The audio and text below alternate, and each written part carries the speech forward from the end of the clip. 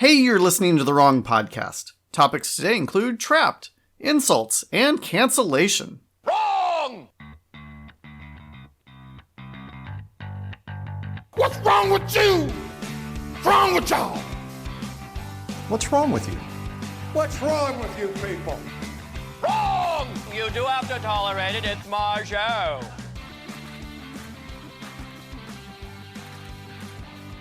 Hi, I'm Tim. I'm here to talk about politics, culture, religion, sports, and anything else you're not allowed to talk about in polite company. Issue number 1! The Void. My sister-in-law, Bethany, she said that she really enjoyed the story of the cult eating poop. And, you know, Bethany, whatever floats your boat. I don't think she said that she enjoyed that story so much as that she enjoys the weird stories. And so she sent me one herself.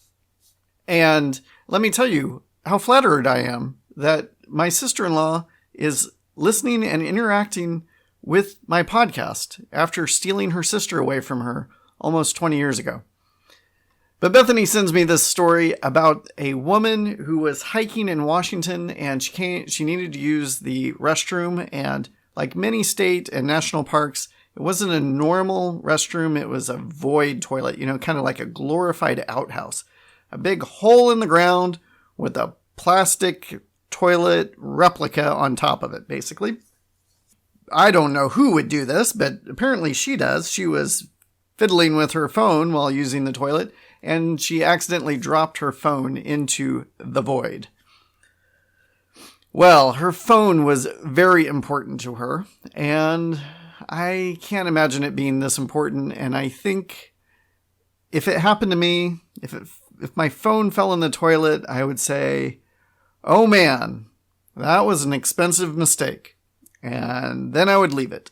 But she needed that phone. Wrong! Talk about an Instagram addiction. So she apparently was walking a dog, so she took her dog's leash and she took the seat off the plastic replica toilet thing, and she reached down inside the void with this leash and tried to fish out the phone. And she almost got it, but then she slipped and went head first into the void. Well, she's trapped down there. She's like, she can't get out. She starts screaming for help. Somebody please come pull me out of this poop hole. I don't think that's what she really said. She probably said, well, I won't say what she said because, I've got a whole podcast to record and I don't want to scream. But she's screaming and screaming. Nobody comes. Nobody's around. So she fishes her phone out of the muck, and she calls 911, and they come and rescue her. And they give her a good hose down and gave her some temporary, like a temporary jumpsuit or something to put on. And she walked out of the park and went home as if nothing happened. And she was actually very fortunate not to have died from the fumes alone. Now, I tell you this story to tell you another story, because this story brought to mind the worst college presentation I ever saw in my entire life. It was the worst presentation I'd ever seen, and I happened to be in college. You might remember, if you've seen the movie Schindler's List, you might remember a scene where the Nazis are rounding up all of the Jews in a prison camp, and they're going to do something, and nobody likes when they get rounded up. So some children sneak away from their parents or sneak away from whatever they're doing, and they hide themselves in the outhouse. It's in the latrine. And a boy runs away, and he's able to jump in there with them, and the other kids won't accept him as they're all hiding in the latrine, and he has to go to a separate corner by himself. And it's just an awful scene. Super memorable, super awful. You hate everything about that. Well, I was in this senior seminar class where half the grade was this presentation that you made, kind of summing up, your major and what you'd learned and integrating it with your Christian faith, because I went to a Christian school. And this young woman, she was doing a report on the Holocaust. And her basic point was that the Holocaust was bad. And she was not doing a good job in this presentation. Oh, she was just struggling. She was a totally competent student. She shouldn't have had any problem with public speaking. In fact, she was a lead singer of a rock band shortly after college. Like, she could handle public speaking, I presume, but she was having a really hard time with this presentation. And she kept saying, I just need to show you this clip. I need to show you this clip. Oh my goodness. If I showed you this clip, you would get it. And eventually the professor's like, hey, why don't you just show us the clip? Now, he had never seen Schindler's List, which I don't understand, given the time frame, how anybody with the college education hadn't already seen Schindler's List, but he hadn't. And I guess there are people who haven't seen Star Wars, and so I should be okay with the fact that I had a professor who hadn't seen Schindler's List. So she goes, okay. So she puts in the videotape, because that's how old I am. She puts in the videotape and presses play. And instead of seeing a clip of a little Jewish boy jumping into a latrine, the tape is queued up to I know there's children listening, let me put it this way. It was a romantic encounter. I'll leave it at that. And it was not appropriate for a college classroom, particularly at a Christian university. And she was horrified. The professor was like, what are you showing us? Like, what is this? Like, and we were all just struggling for her to just get through with this presentation so we could stop, suffering through her. And she's like, oh my goodness. And so she finds a way to fast forward the tape and get to the scene of the little boy jumping in the latrine. And then she ended her presentation, and we were all grateful and aghast. And there was a part of me that thought, I am so glad this happened, because now I know that I have seen the worst report ever given, and I will carry this memory with me forever. So I had a friend with me in the class, and we debated, how did this happen? Was she set up? Did somebody know that she was going to show this scene and think, it would be really funny if I changed the location in the movie from the one she's going to show to this one? Won't that be hilarious? And if they did, oh my goodness, you ruined her life in that moment. She is still regretting everything about that presentation, particularly that it capped off with that. And I don't know. It's got to be, right? Let me know what you think. Did somebody set her up?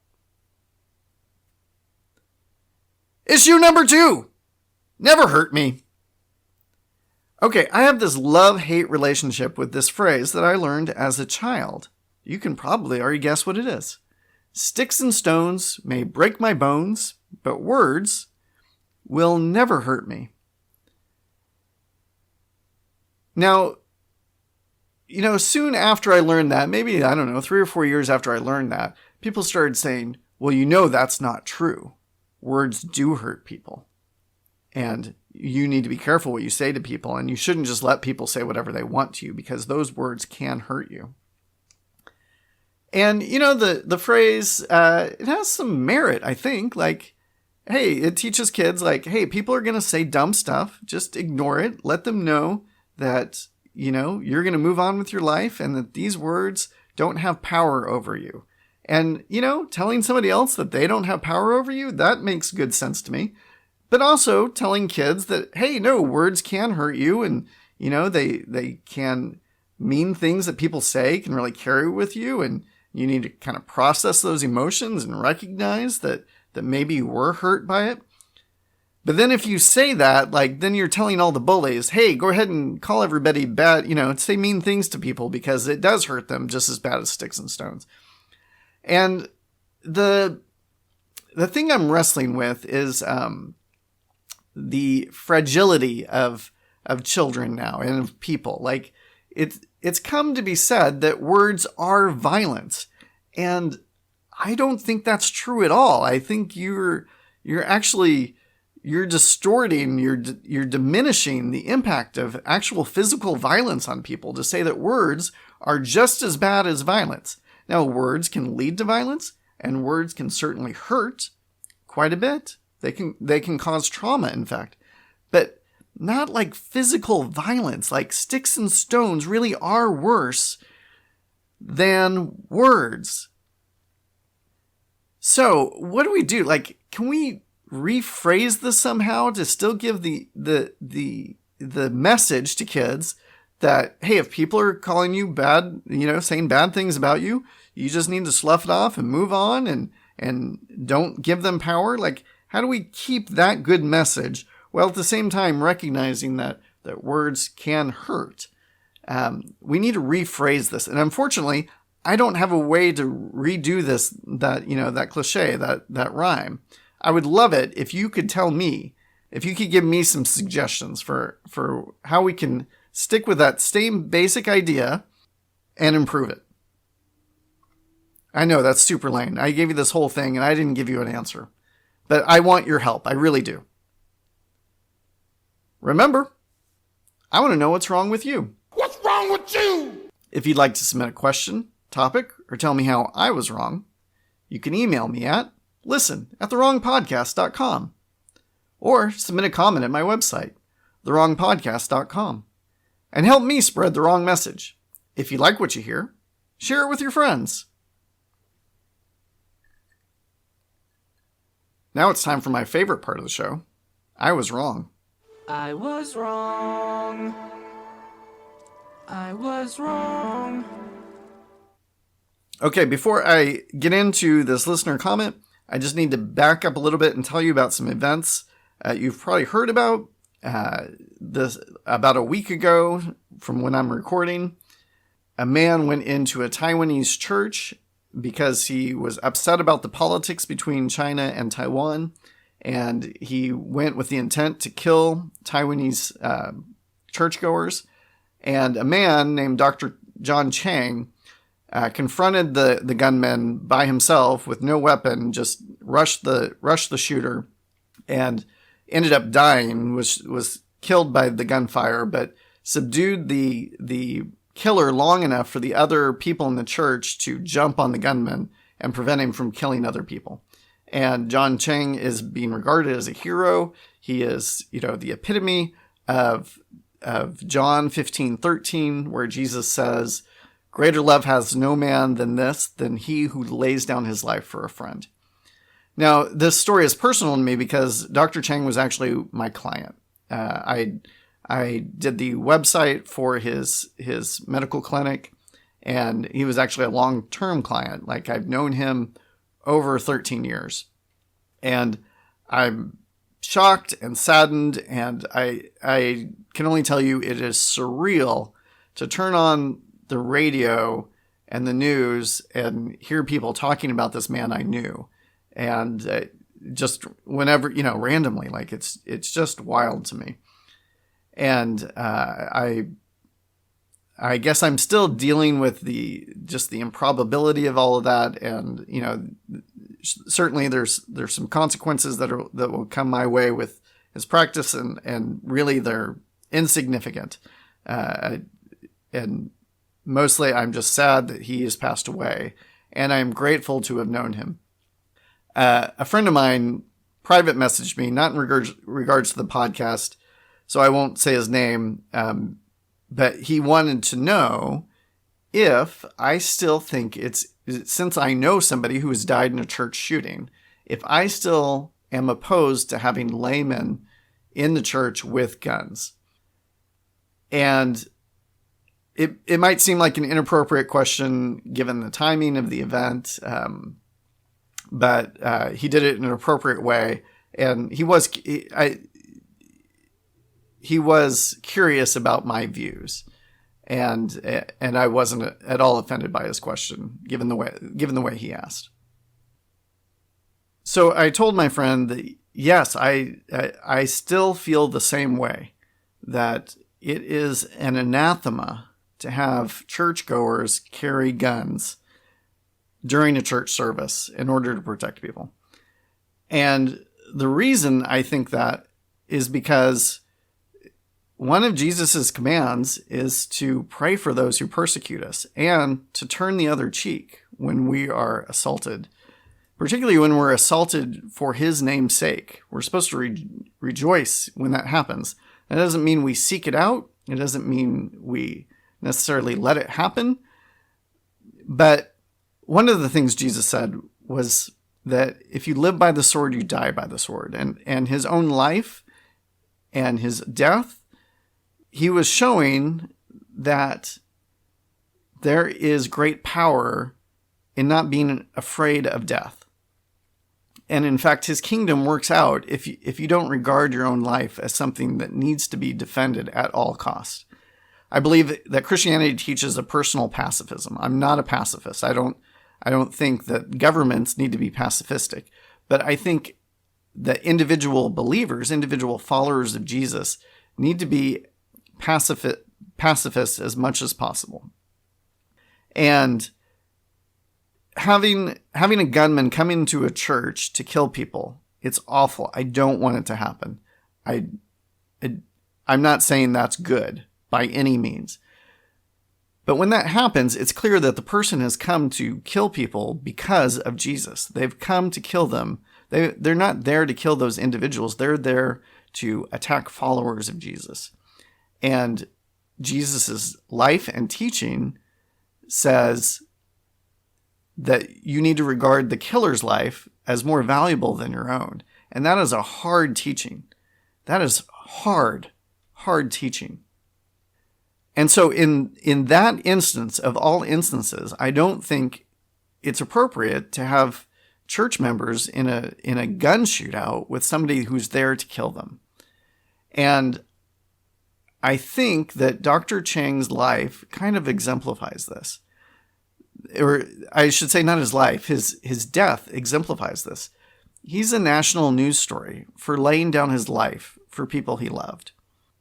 And I don't know that we'd be talking about him in the same way if he had pulled out a gun and shot the killer. He would have been legally justified, by all means. Yes.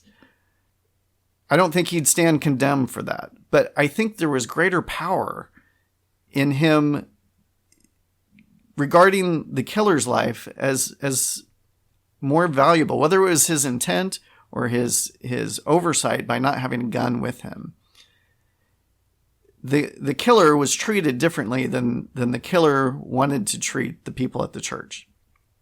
And part of having faith is trusting God to work out these situations for his glory.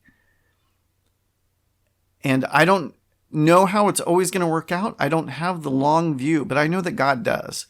And I think that this church did it the right way. I should say, we don't know that having a gun there would have changed things necessarily. We don't know how many people would have died. We don't know who would have been accidentally shot in this supposed gunfight that was going to take place. But we don't know over the long run what God can do with this situation, what can happen. And again, I am sad. I am truly sad to have lost somebody I knew. And I'm grateful that the killer is still alive, that the church was able to subdue him safely, and that earthly justice will be administered. We can find out more about what he was thinking and hopefully learn some things about how to stop this from happening again in the future. And once again, I know that I am in a minority position by saying these things. I know that I'm actually an extremist in many ways for suggesting that we not bring guns to church. And I find it sad and regrettable that that's an extreme position. But that's the American culture. And I wish that the Christian culture were stronger than the American culture in this regard.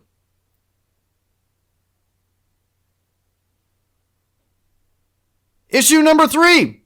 You're fired. You might remember, or you might not, because it happened like 20 years ago. But the Dixie Chicks, She needs wide open spaces, room to make a big mistakes. She needs new faces. She knows the highest stakes. they were at a concert in England, and the United States had just started to invade Iraq in response to 9/11, and the Dixie Chicks, one of them at least, said, "Hey, everybody, we just want you to know we're against this war. We don't agree with it at all."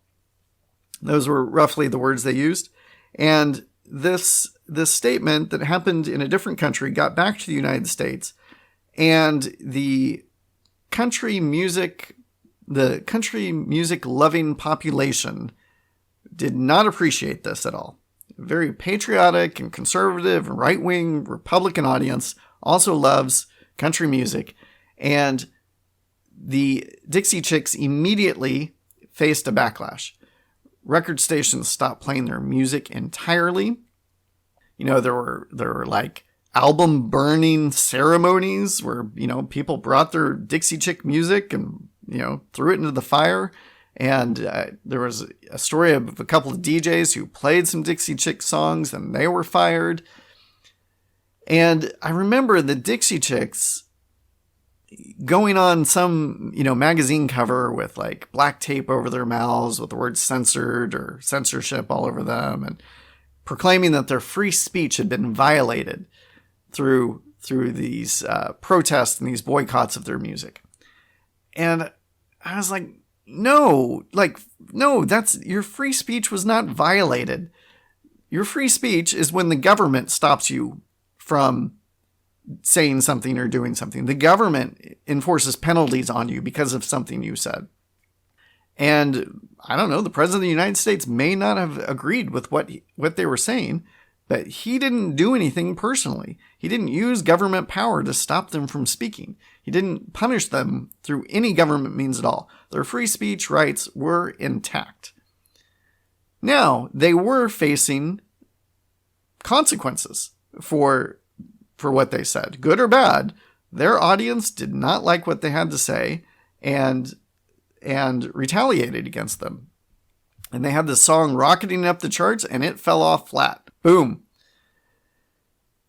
And I think that's to be expected sometimes. Sometimes people don't like what you have to say and they move on. That's not free speech. That's just natural consequences. And maybe the Dixie Chicks were in the right. In fact, I probably have come to understand that there were a lot of mistakes about that invasion and it probably shouldn't have happened. And I probably agree with the Dixie Chicks more now, you know, in hindsight than I did at the time. But that still doesn't mean that you can expect people to go along with you. Now, it wasn't their free speech that was under attack, but, you know, were they victims of something that today we would call cancel culture? Maybe. Were they canceled? You know, there's this debate about cancel culture. I hear some people, particularly on the left, say cancel culture isn't even real. When people are complaining about cancel culture, they're just complaining about having consequences for their bad behavior. And just labeling it cancel culture doesn't mean it is. It just, you know, sometimes you don't get to keep doing things because you've done something inappropriate. You know, imagine like a pastor who is fired for adultery. And absolutely, he should be. That's entirely appropriate. And he says, no, I'm the victim here. I'm the victim of cancel culture. Like, I can't even get rehired as a pastor because they're canceling me. It has nothing to do with my adultery. It's this vendetta against me. And, you know, I would say in that situation, that is not cancel culture. That is appropriate consequences for poor behavior. And indeed, this jerk is misusing the label to defend himself for his wrongdoing. But I do think that cancel culture is a real thing. And part of the debate about whether or not it's real is kind of defining it. Like, when does it move from consequences or criticism to actually cancellation? And first off, I'll say that cancel culture is nothing new. It's been a part of human society as long as we've been getting together. It is a real thing, and what's new about cancel culture is that we don't burn heretics at the stake anymore. We've actually improved quite a bit, where we just make you a social outcast. We throw you out of the village. We don't roast marshmallows on you anymore. That was morbid, sorry. Not all this is planned, and roasting marshmallows on heretics was certainly not on my list of things to say. And, with how we treat heretics, it's clear that tolerance isn't our default. Having respect for people who disagree with us is not how we're wired. We're actually wired to throw people out when they disagree. We're wired to protect ourselves and protect our ideas and protect our community from outside influence and poisonous thoughts and ideas. And this is all relatively new, where we say, hey, I'm going to peaceably live with somebody who disagrees with me. And it came about, liberalism, that's what, this tolerance is, not capital L liberalism, but classical liberalism came out of all these religious wars in Europe, where people couldn't live together, and there were too many people dying because they had the wrong ideas. And we've been, for 400 or 500 years, we've been practicing this idea where we let people say things that we disagree with, and we let them go on with their lives. Now, sometimes we need to say, no, you can't say that. Like, there are consequences for what you're saying. And figuring out what's appropriate and what is vindictive, what's more like burning somebody at the stake, and what's less like offering critique or pointing out the flaws in their thinking. How do we define that? Well, I got this quote from this guy, Greg Lukianoff. He is the author. He's the co-author of a book called Coddling of the American Mind. I highly recommend that book to you. And he is the director of an organization called FIRE, which protects free speech on college campuses. Greg Lukianoff, he says, cancel culture is a term to refer to a relatively recent and successful uptick in ideologically driven efforts to get individuals fired or otherwise cast out of acceptable society for non-conforming speech or actions, including speech that would have been once considered trivial, private, or unrelated to someone's job. It's tightly related to the rise in social media, which allows for unparalleled collective policing of ideological norms and the comparative ease of creating online outrage mobs. So 2 things there. Basically, he's saying, hey, part of this is social media driven, that like you can generate someone's thoughts or words. They can generate a viral mob where people who never would have known about it are directed towards this person for saying the wrong thing at the wrong time. And also, it's vindictive, and it's going after people for things that don't affect their job performance at all. Like if you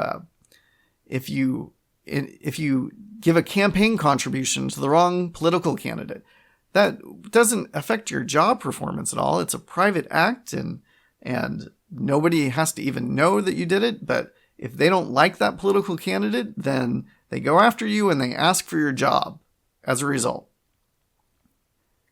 And, sometimes it's for something even less than that. Sometimes it's just you misstated something. You accidentally said something the wrong way. Somebody misheard you or took your words out of context and blew it up. And another guy that I've read, his name is Jonathan Rauch. And he is also worried about cancel culture. He's not a conservative by any means. He's a liberal thinker. And he came up with these the 6 reasons to think that you're being canceled. 6 markers of cancellation. And he says all 6 don't need to be present, but you'll have like at least 4 or 5 of them in any given situation. And if you're checking off several of these about a situation, you can probably consider it cancellation. It's an inappropriate critique. Things have gone too far. So the first marker of cancellation that he comes up with is punitiveness. That's a hard word. I tripped over that one. Let me try it again. Punitiveness. Ooh, like butter. Punitiveness. Punitiveness is where you really, like, you're going over and aboard, like burning somebody at the stake, for example. That's punitive action, where the punishment does not meet the crime. If somebody said the wrong thing, they don't deserve to die. And if somebody says the wrong thing or contributes to the wrong political candidate, they don't deserve to lose their job. They don't deserve to be, made the face of racism across America. There was a woman who called the cops on a African American man in a New York City park because he was telling her to leash her dog. And, she became the face of anti-black racism across the country. And I'm guessing she's had a hard time getting hired since then. And what she did was totally inappropriate and also not something we would have known about without social media. The punishment, the national outrage at this woman was punitive compared to her crime. And also, just as an aside, she was wrong. Let me be clear, she was wrong. But this guy, he admits that when he sees the dog not leashed, he pulls out a treat and tries to get the dog to come to him, and then he pretends like he's going to hurt the dog as the dog's coming up to him. So the owner thinks the dog's under threat. And that's what he did in this situation. And this woman, instead of just taking her dog and moving away, she felt threatened and called the police. She felt her dog was threatened and called the police. And that part of the story, somehow I missed that part of the story until this week. And he admits that he does this. This is he thinks dogs are a problem for the birds in the park. So that's his method of resolving the situation. And again, maybe that's punitive to kill a dog because the dogs are scared away because it's running around. Again, she was in the wrong. Okay, second marker is deplatforming, making sure that person can never speak anywhere ever again about anything.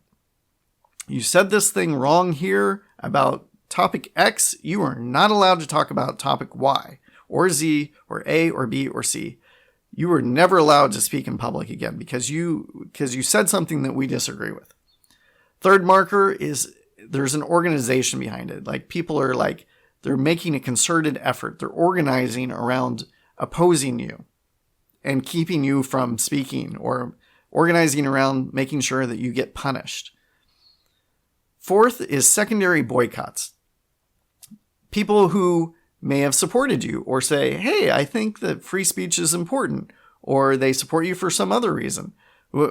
Whatever kind of secondary affiliation, they start boycotting you because of what you said. A great example of this is they created a statement endorsing free speech. And the founder of this company, he signed on to it. Hundreds, thousands of people were signing on to this. And somebody in the company said that his signing on to this was creating a hostile work environment for them because other people who signed this were racist. And by signing the same thing that racists sign, he was showing himself to be a racist. So secondary boycotts like that, that's a good marker. Fifth is moral grandstanding. You don't go to the person and try to say, hey, let's talk about that. Could you consider my point of view on this? Are you open to correction? Instead, you take them and you hold them up as the paragon of evil, and you are the paragon of virtue in contrast. and they become a tool for you to use. They're a way to show your purity and your righteousness, and not a person who could be corrected or reformed. They're the object of your scorn, and they're the symbol of what makes you the righteous person. And then sixth is truthiness.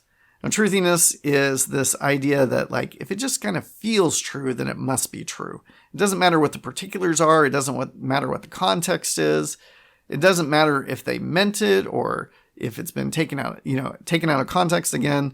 All that matters is that that we have a symbol now of what's wrong in the world, not the actual specifics of what they said. The symbolism of you saying something wrong is more important than the context and the intent of what you actually said. So again, punitiveness, deplatforming, organization, secondary boycotts, moral grandstanding, and truthiness. Those are the markers of cancel culture. So let me go back to the original question. Were the Dixie Chicks canceled? Yes, kind of. Yes, I think I'm going to say yes, that they were canceled. And I kind of want to say that maybe they weren't canceled at the same time. Like, they had a good 4 or 5 year career at the top of the charts. And it's true, you didn't hear their music much after that, but I didn't hear much Shania Twain after that either. And maybe their career maybe people were willing to give up on them because their music all sounded the same at that point. They'd given country music everything they were going to give. They'd created everything new in country music they were ever going to create. And people were like, yeah, okay, we've had enough of Natalie's voice. Let's move on. Here's a good reason to move on. I guess I'm open to saying yes and no to the Dixie Chicks. But let me know. What do you think? Were they canceled or were they not? Because I could be wrong. And if you think I am, let me know. And let me know why. I had fun and I hope you did too. Bye-bye.